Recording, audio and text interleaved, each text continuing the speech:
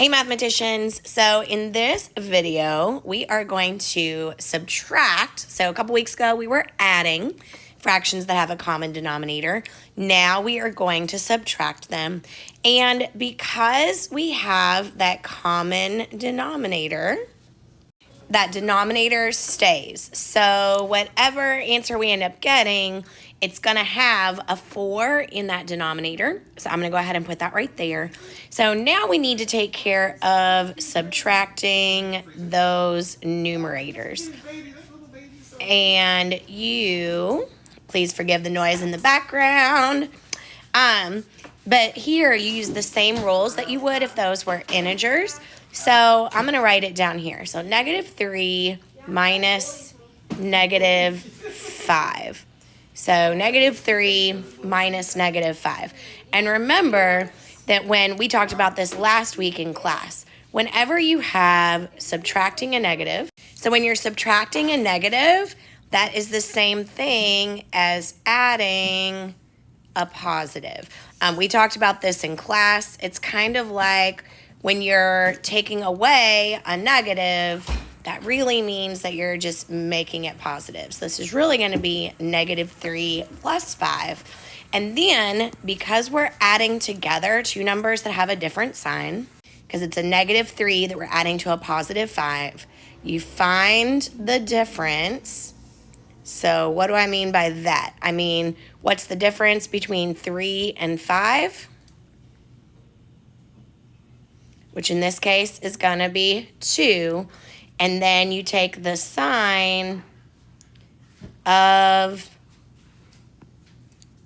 the one you have more of. So since we have more positives, that's going to be a +2. So your fraction is 2/4. But then, of course, the last thing we need to do is simplify it.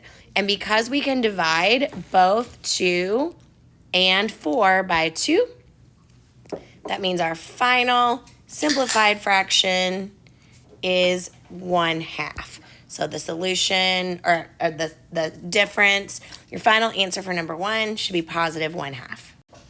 Okay, for number 2, I'm going to go ahead and just skate through the common denominator piece because we know we have the same denominator here. So we know that denominator for our final answer is going to be a 4 because it already has a common denominator. And then I need to do -5 minus 1. So remember that subtracting a positive is the same thing as adding a negative. So what we're really doing is taking -5. So imagine I have like 5 little negative chips, and then I add one more negative chip to that. I have a total of -6.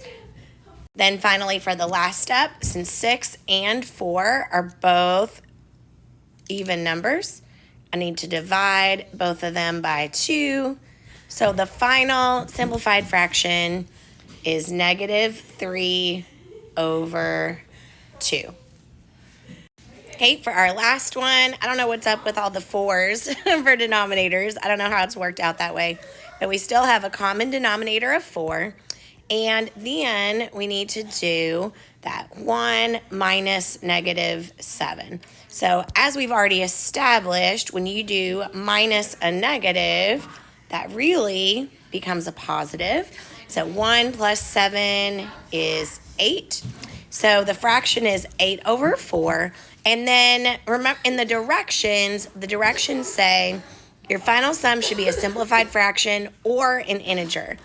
8 divided by 4 turns out to be a whole number, which is 2, because 8 divided by 4 is 2. So that is going to be your final answer.